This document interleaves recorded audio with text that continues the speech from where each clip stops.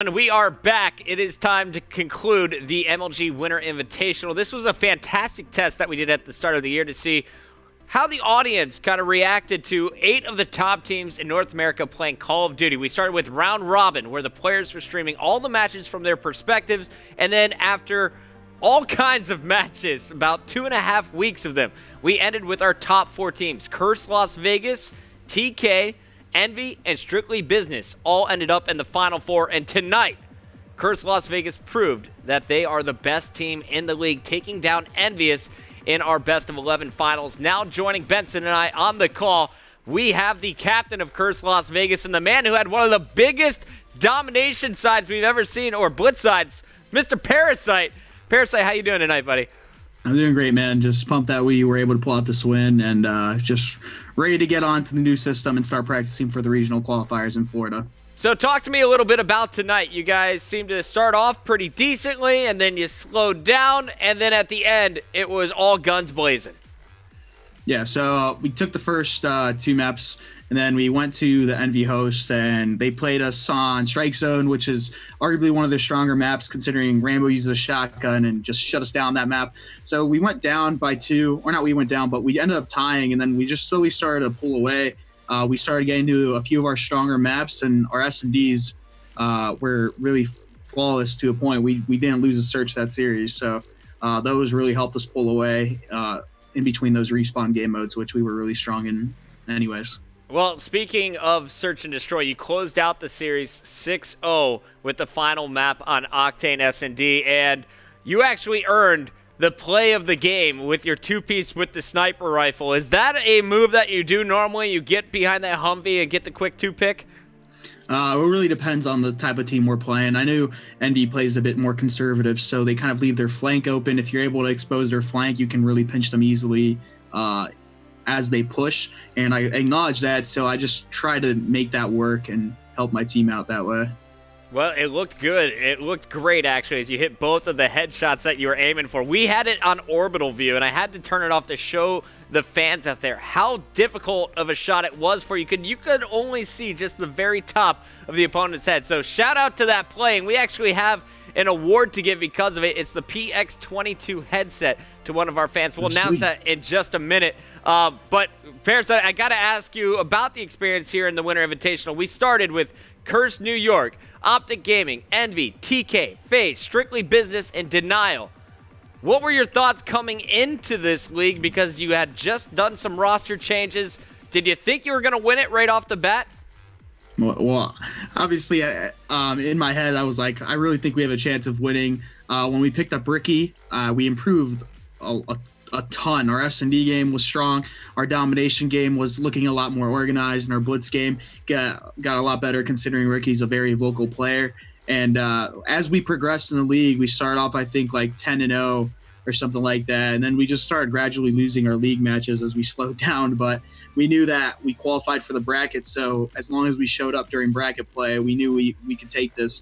And that's precisely what we did. We took out SB 6-3, and then we took out NV 6-2. So we won in a pretty dominating fashion, not in a cocky sense. I don't want to sound that way, but honestly think we performed really well, and we a lot of teams thought the games were going to be closer, but we proved that we're a really good team and we're a force to be reckoned with when we are all working together and on the same page. Well, you guys are looking absolutely fierce. Definitely one of the top runners for the Call of Duty World Championships. But first, you have the U.S. Regional Championship coming up first, and you're going to have Optic Gaming there. Envy's secured their spot. TK, FaZe, Strictly Business, Justice, and more, all coming with complexity as well in that mix. How confident are you at the U.S. Championship, considering that it might be a different system and there's a lot of practice to do leading up to that? Well, we've already been playing on the Xbox One on and off, and I honestly think that we're better on that system. A lot of teams right now, they kind of rely on their 360 controllers with like paddle configurations and stuff like that. And honestly, I love them because it helps have more action in the game. It makes the game faster. But right now, since there isn't any, a lot of teams and a lot of players are kind of struggling without it. They notice that they can't challenge as much, and it forces teams to play a lot smarter. And I honestly think that our team is full of a lot of incredibly intelligent players like Ricky, Killa, and Marcus, who've been around and have a ton of experience and can adjust really easily to certain situations like this. Who's going to be the toughest competitor in the U.S. regionals? You got to say complexity. Who else? I mean, they've been winning everything, so you're just going to give it – I'd just give it to Cole. On top of that, Envy has been performing really well versus all the other teams. Optic's been looking strong. They didn't make it into the bracket. However, they started off really slow considering they made that roster change and just started playing. They started dropping a lot of games early.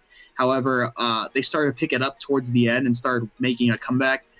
So I think they're going to be a lot better as they get more practice, and they're going to shock a few teams. And then TK as well.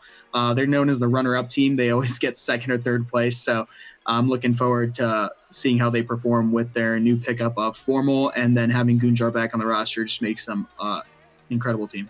I love it. Well, tomorrow I'll be casting the second version of the qualifier, as we'll have 8 more teams securing their spots at the regional finals. Any teams that you think we should be looking out for? I think Denial should qualify this time around. They lost last second. Adversity almost beat Complexity to qualify last time. So I'm not really too sure of other teams that are still trying to qualify, but those 2 teams should make it in.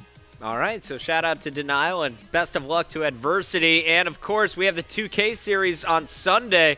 We saw Envy win the last one. Are you guys going to be playing in it this time around? Yeah, we played in it last time, but we lost to Denial. We didn't play too well, to be quite honest. One thing that's to my concern is I want to see if I want to bring this up now, but I was hoping that MLG or GB or you guys could throw out some Xbox One tournaments, because I know a lot of the top teams, there's going to be like 16 teams that qualify.